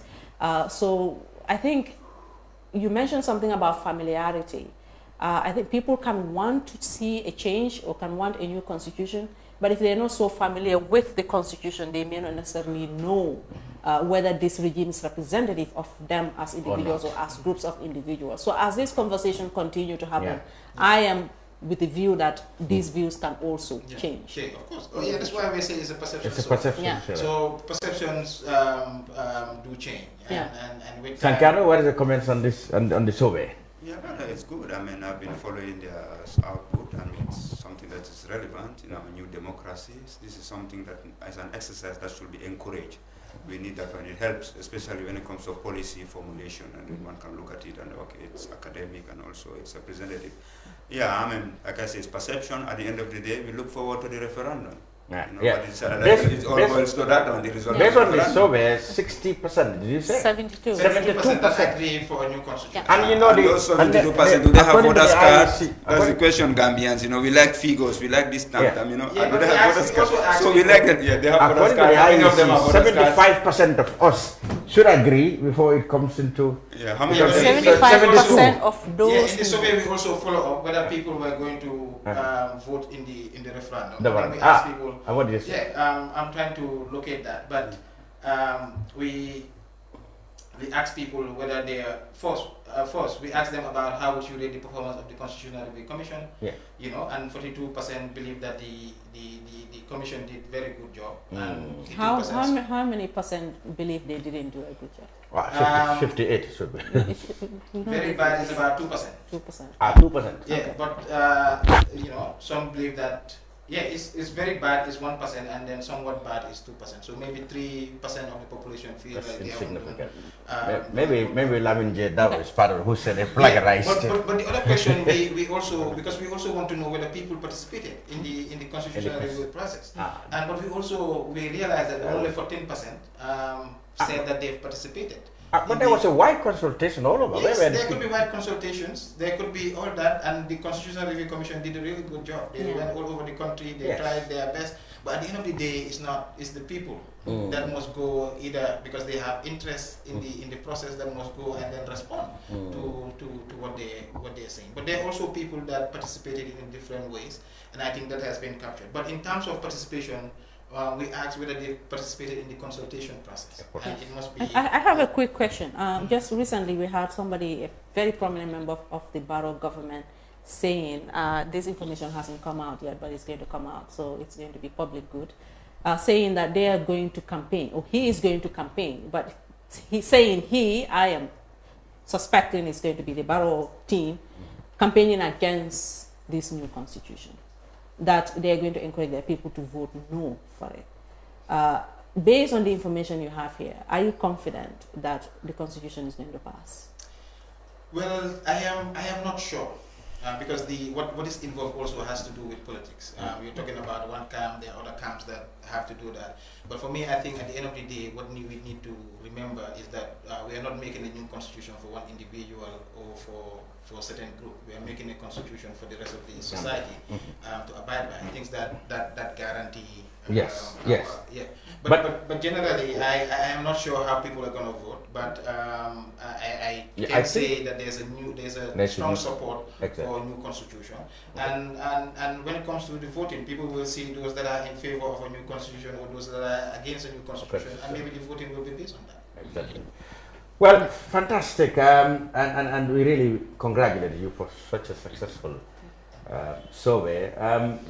Can we now expect anyone in the next couple of months, or gonna update this one? Yes, for the center, we are. That's what we. Can we talk a little bit about the center? They're based in the Gambia. Yes, it's the center that we started. It's the International Development Institute. Yes, they have an office here. Yeah. But it's an international organization that works on promoting democracy and good governance. Okay. I cannot talk more about them, but also they also work with local organizations in Gambia, and that's why we got to work with them to do this survey. And so on one side they work on promoting governance, but also they help us build our capacities and through that. Many people have trouble conducting surveys, not least because people either don't want to be bothered with questions that they think are not important to their daily bread. So how do you manage to get people fill your forms, or perhaps stop them in the street and ask them record and go and transcribe? How do you go about it? Yeah, so for us, the survey we do is a national representative sample, and with this one we identify, we say, okay, how do we get the opinions of the people? So we draw a national sampling, and then we work with the Gambia Bureau of Statistics. Okay. I'm not a statistician, and so they help us draw the samples. We use their enumeration area maps because they have mapped out Gambia based on what they call EAs, where you can go there and then and talk to people. They have their structures that they work. So we usually work with those structures. But when it comes to the interviews, we do face-to-face interview where you meet people, because also if you want people to talk to you, you have to explain yourself, tell them where you're coming from, tell them what you do. And Gambians are generally very receptive. In some cases, depending on the survey, people will think it is political or you've been sent by government and you might not get responses. But also in the sampling, we also try to calculate all those things where people will not will drive you out or or not. But in most cases, most of the surveys we do, people are very receptive. But sometimes, like the surveys, depending on also the length of the survey, people do not have all that time, to say. And during training, we usually say, if you go into the rural communities, but the rural communities are generally more receptive than people that are here. I see. Because these people here, office workers, busy. But at the end of the day, we usually get, people responding to us. And I think due to the changing nature of the political environment, I think that's also a contributing factor. Fantastic. Congratulations on the survey, Mr. Matty. But we'll still keep you in the studio because we're going to wrap up still by revisiting the Mr. Sankanu and his team who are coordinating our response to COVID in various matters. Now, Sankanu, okay, we learned from you that, okay, the question about the airport, seaport, land port will not be considered now, which is commendable because people feel that as long as Senegal is recording cases, there are 4,000 plus now. We are vulnerable and we are at risk, and people fear that this government, might pander, follow the Senegalese part by country. If Senegal should open their borders now, will Gambia follow suit? Well, that one is political. You've not reached that level. If that question reaches our desk, we will look at it and then advise the government accordingly. That's what I have to say. Okay. So based on our national interest. But again, our national interest is certainly not for the Senegalese border to be open now. Yeah. Well, that's what I'm saying. I think they will do the right thing. I think they will do the right thing. If they don't do the right thing, he sounds like he personally is very much opposed to any opening of the border. It's the politicians. The technocrats do that. But then you said they base their actions on your recommendations. What would you recommend your committee to the government as far as the borders are concerned? There are channels of communication. Okay. My recommendation passes through that. Yeah. And before coming out. So I cannot break that channel of communication protocol. There are standard operating procedures guiding my work. Senegal, for example, open schools. They try to open schools. 10 lecturers or teachers, whatever, were tested positive and they abandoned the idea.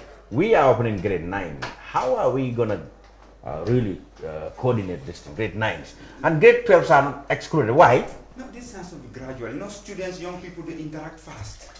After all these, long absence, they miss each other, they come. That's what I saw in the mosque. Euphoria. That's what that's the feeling I saw in the mosque yesterday. So we have to do grade 9 because, we don't want them to lose because they're preparing for their exam to transition into secondary. What about grade 12? Grade 12, they can be it. They can be it. What is the difference? The difference is, you look at... Let's talk to the teachers. You look at the missing link. Let's talk to the teachers. The Ministry of Basic Education had a meeting on the logistics on how to go about it, just like the church, they came with a timetable. And what I'm saying to all stakeholders, all levels of community, society, don't wait until when government relaxes the restrictions. Start working a post-pandemic plan. Don't wait. And if you're a businessman, don't just say until when the government opens the market. Start, recalibrating, reviewing your business. Once it opens, you start. That's what that's a tip that I would like to give. The teachers, Minister of Basic Education had a meeting with our committee, and then they are working on something on how to go about it. It has to be gradual. Like I said, I like quoting the example of East Berlin. 40 years of communism, people are moving, but when they relaxed the restriction at once, I said everybody can move. The country was overwhelmed, and that opened the floodgate of democratization they couldn't control. So if there's a pandemic and where people are restricted, and then you have to do it gradual. So that people can readjust to the new reality. Pandemic is COVID-19 is the new norm. Our lifestyles are going to be different. So, like I said, we are privy to a lot of information that you people are not. Okay, now talking about, let's talk to the teachers. Matty and Nima, help us there. If you get grade 9, which can be, I think in some schools still 2 streams or 1 stream, I don't know. Yeah, 2 streams. 2 streams to grade 9. But hopefully, if the rest of the school children are sitting, there will be enough space for social distancing. You can occupy 40 classrooms for just 100. So first of all, let's start with why we need to have the grade 9 students back. Why? If we should lose this entire school year, for example, and we need to come back next year, hopefully next year we come back to continue the school, it means that there wouldn't be space for the incoming students to come because the grade 9s are going to still occupy their space. So what you need to do is you want to free up that space so that next year we can have a new stream of students coming in to join the school system. What about grade 12? Somebody needs to, 11 should go to 12. I understand. The same problem would be with grade 12. But here, the difference between grade 12 and grade 9 is that the grade 12 exams are coordinated regionally.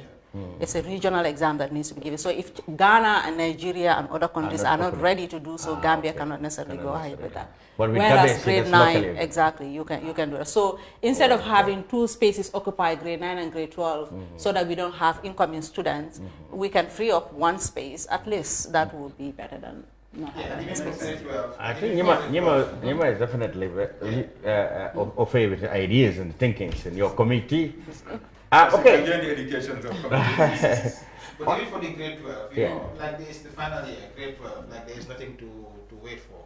I think they have 1 term left. They had 1 term. And that one. But they were supposed to start their exams 1 month before the outbreak. Yeah, usually. Something like that. So they have. So they've covered a lot. They've covered a lot, I would say.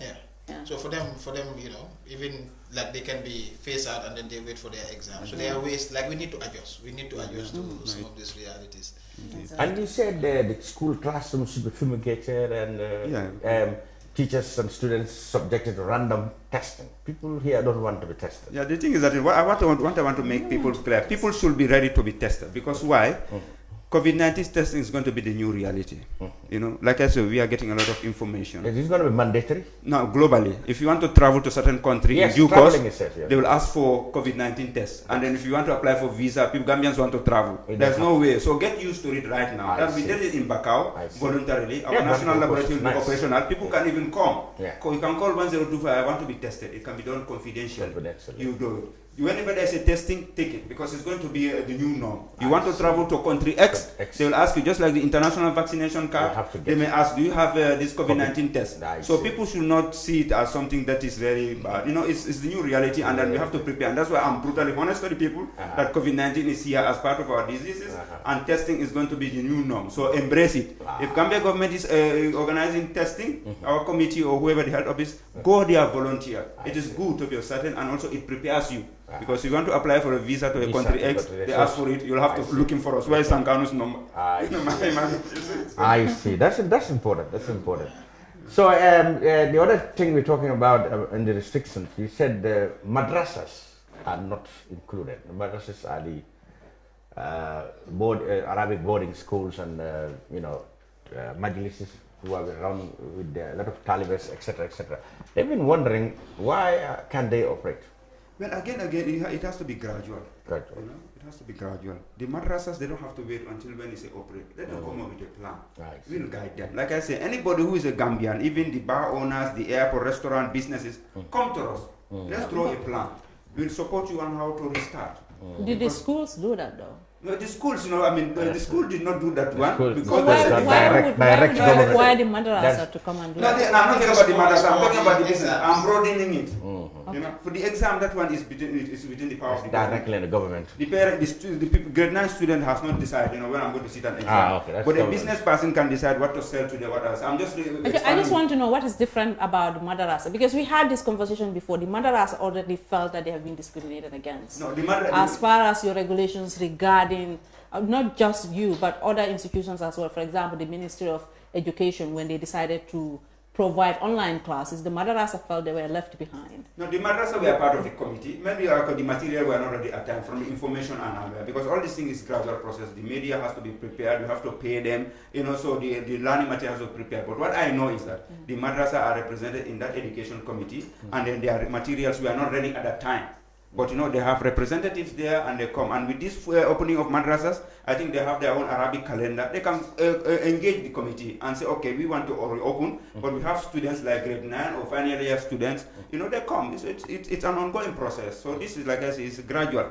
Anyone who is not satisfied, come to us and talk to us and we'll guide. Like I say, so we are not excluding everyone or distorting anyone, because COVID-19 has already disrupted our lifestyle enough, so we don't want to burden the people anymore. But our doors are open. We might be making mistakes along the line, which we accept. But those are open for dialogue and for improvement. But is there any particular thing you? Yeah, a government that doesn't make mistake for me is not a government. Being able to learn from that mistake for me, I believe in learning. Like everything that we do, we need to learn. And for the issue of the madrasa, I think it's not all the schools that have been open. It's just the grade 9s that have been, because they have an examination to take. Madrasa said they too have final year exam. I get that. I had a problem saying let them come to us. That's why I had a problem. Why should they come to you? Madrasas too can have final year. Yes, it's just like the rice distribution. We distribute the rice. Some people don't get the rice. They call us. Like I didn't get the rice. Okay, call. And that I don't even understand the distribution process. There's another whole Pandora's box you're opening now. Another thing I want to say, there was a press statement attributed to the Gambian presidency, say that schools are open, 100 people gathering. I just want to appeal people. This is an open government. Exactly. If you see anything, information attributed to the government, call. If you don't get Sankanu, you can get me. You can get another official. Exactly. We'll answer. But people are spread because they say president's statement. I know that the president's statement wasn't ready at that time. When I saw the information, I just switched off everything and slept. Maybe it was people leaked by someone. The Gambia government on the 1500. But that's where you come up with the right information. Exactly. Counter the information. No, that's why we were working on this. Exactly. And we were working on this, and we saw that press release because the government spokesman went to the TV to give a hint that the next day we are coming with an elaborate. Yes. That night people were saying copy pasting something from Ghana, attributing it to the Gambia. Can I ask something? That's Does your team have people who are responsible for responding to information in real life, in real time? Yes. Not just waiting for us we have, to call you to get the right information.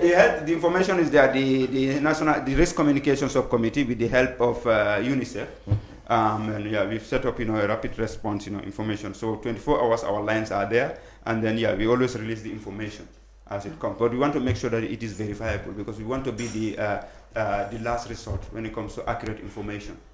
So that's why we don't rush, because it's a sensitive information. Some people are impatient. They say we are always late. No, we say we wait. Like, our cases went, there's new case, 3 cases. We don't respond. Sometimes they don't. Finally, it's been a while. We wait for the laboratory result, the scientific data, before confirming it. But the thing is with government that I see, like we're talking about emergency. Sometimes your decisions are like 3 weeks decisions when it's supposed to be, The thing is that thinking ahead. The thing is that they're very slow. If the right information is not there, at least there's information out there that's not accurate. Yeah. The least you can do is to come and to say that this information is not right. Yeah, that's what the we right did. information would come. That's what we did the but next if you just morning. leave it there, then it becomes the right information. I'm not going to even wait for the information to be wrong or right. People are hungry. People want to know what is happening. Be on top of it. No, the thing is that there are standard operating procedures with government information. Fast track that. And of course, we're in a state of instead of imagine it's not like we have to be accountable again, especially when it comes to even expenditure and other this, so we have to there are procedures like governments, there are regulations we have to follow. Government cannot be fast like a rocket science. So be honest, the emergency that you're talking about is aware.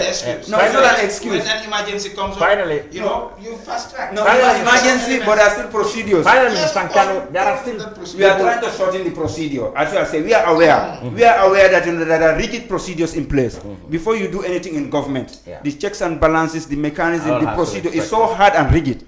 We are aware. We inherited a system. Finally, so that has been affecting our response, and we are doing now. We have a national coordinator that government has appointed, which is going to centralize and fasten the process. But to be honest, there are a lot of rigid systems, rigid procedures in the system. If you are not in, you will not see. From an outsider perspective, it is easier. We are lazy, we are slow, we are not doing anything. From somebody who is sleepless or sitting over it. What signals finally are you getting that at the end of the expiry of this current state of emergency? What signals are you getting that it will be extended? Parliament will get involved, or that's the end of it? I cannot preempt anything. Can't preempt.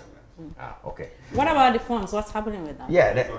Yeah, for example, there are issues that we our committee, we are not. Your committee and you can speak for them. For the last 3 months, I only received $5,000 At least you get it. Some say they haven't got it.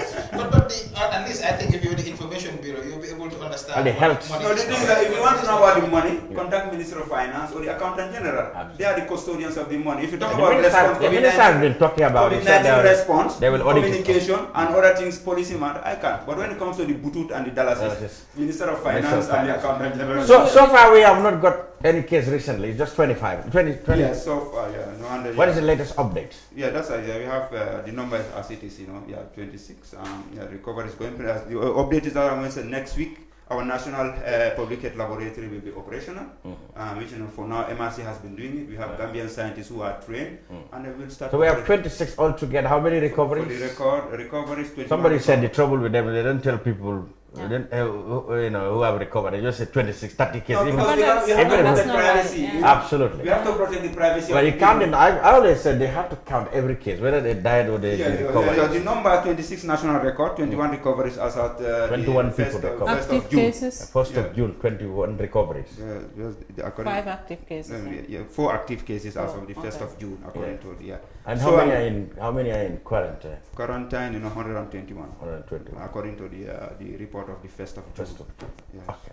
So we don't release privacy. Who are those that get quarantined at this point if no one is coming in? Are they the ones? The contacts, someone there, like the last case who came from Sierra Leone and Guinea, he must have contact with people. So that's why. So far, it's only the contact and people who are sneaking in when they are caught by the security. The people they had contact with are all taken for quarantine. Now the issue is people. You said social distancing. Public gatherings are banned, and you did not include in this thing christenings.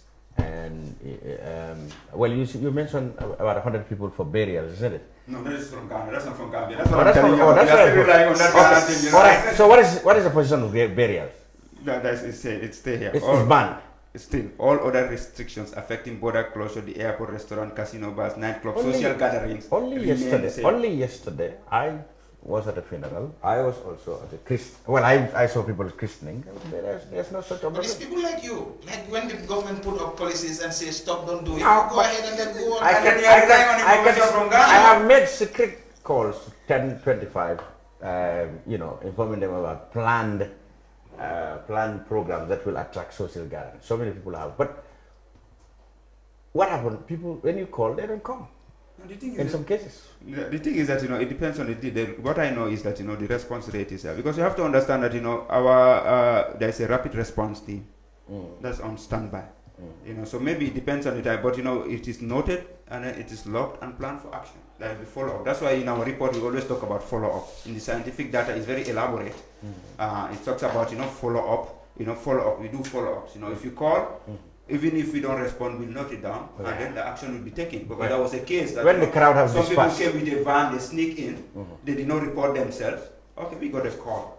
The person called me directly. He couldn't get 125. He called my private number. I referred them, and then action is taken. So there's always follow up, and then we always record this christening and funerals, especially Yeah, call 125 and then, you know, people are fast now. When we have our COVID vehicle, whenever it goes, people run away. If we see anybody gathering to christen his or her child with a big party, we should call 1025. Yeah, I said the law but when you call police for mourners, you complicate matters. Yeah, like, you know, that's why I said you're comparing models with this COVID-19.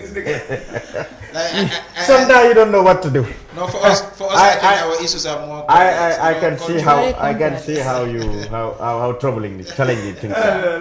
But another thing we need to acknowledge also is that even with regulations in place, many people did not observe the social distancing protocols, and even with that, the cases hasn't increased so much because of that. So that makes the regulations redundant in some ways. The thing is that, you know, you have to understand that, you know, are they aware of their status?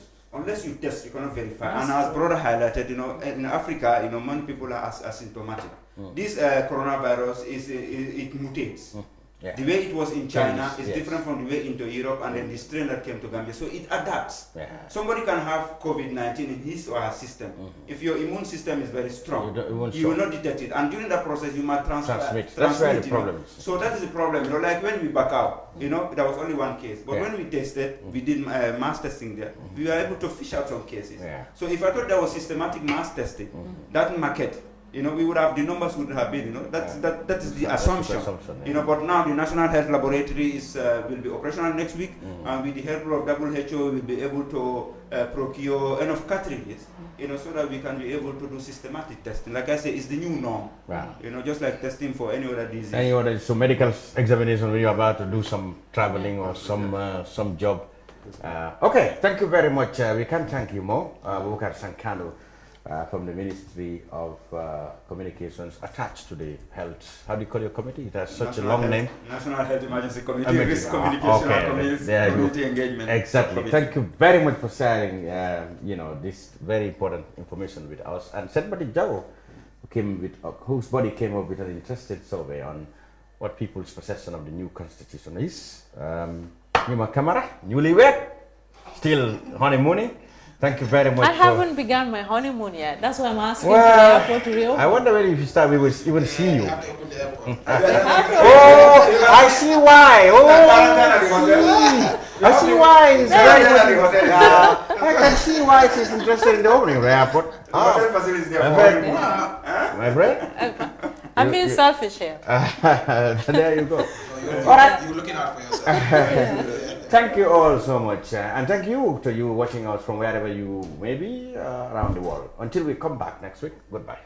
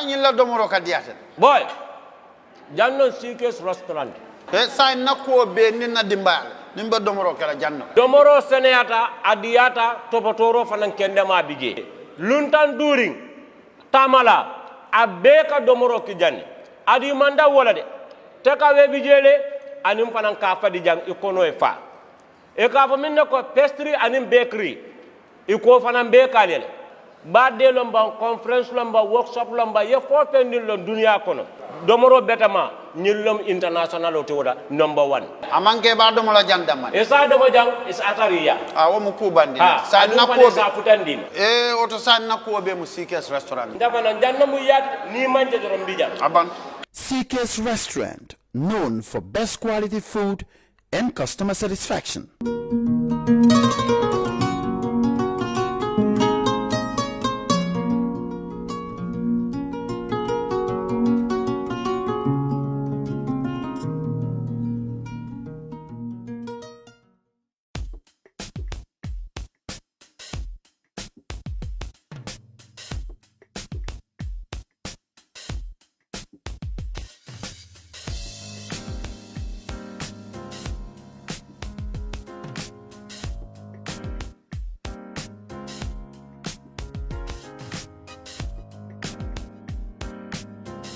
Miss B Designer Outlet is the #1 quality and affordable stop shop for all your needs.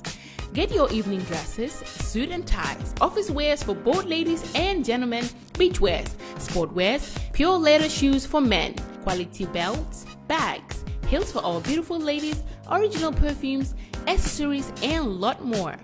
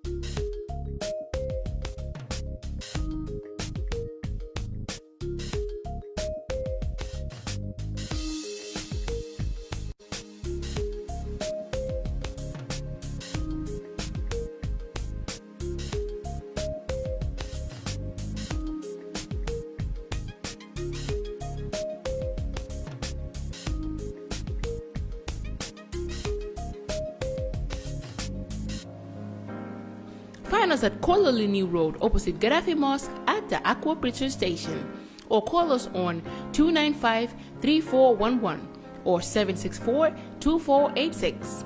Miss B Designer Outlet. Shop right, look good.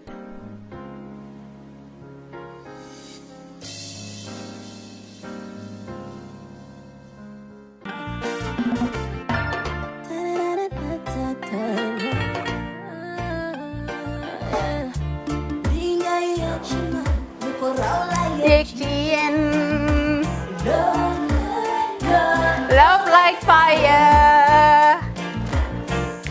Wow.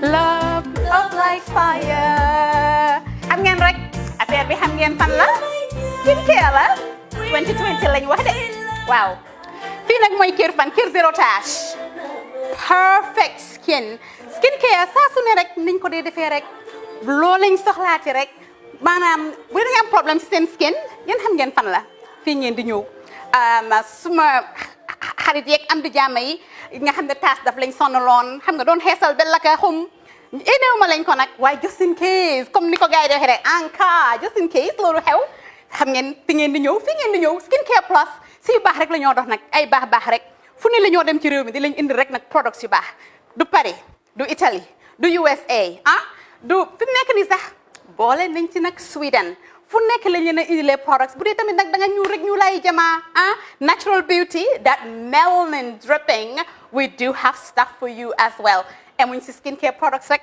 ñu ngi ci cuub yi tamit fu ne la ñoo jaar in fact sax last commercial bi ñu defoon waxuñ leen woon ne dañoo dox ci ay kawar 9A grade rek nag waaw we do have bundles as well hair si lu ne la ñoo dox ñun ñu ngi ci rafetal jigéen rek luy taaral jigéen rek waaw boo leen di tukki tamit bëggoon rek classic suitcase ñu dañoo dox ci ay Samsonite duñ dee indi any brand of suitcases though other than Samsonite comme li ma dee wax rek boo eggee airport dëri Samsonite dafa am nuñ laa xoolee waaw ngeen lan nag waaw skin ci moom la ñu gën a xamee nag skincare products ci moom la ñu gën a xamee ñu ngi dox tamit benn tey tamit si ay dàlla waaye man nag skincare mooy suma specialty xam nga rek jigéen bu sa xar kanam réglé loo def mu jag am nañ Patricia Reiner Kiwi Eye the whole range Lighten Up Gold Tomatine I mean the list can just go on and on and on and on lépp loo xam ne rek luy taaral jigéen la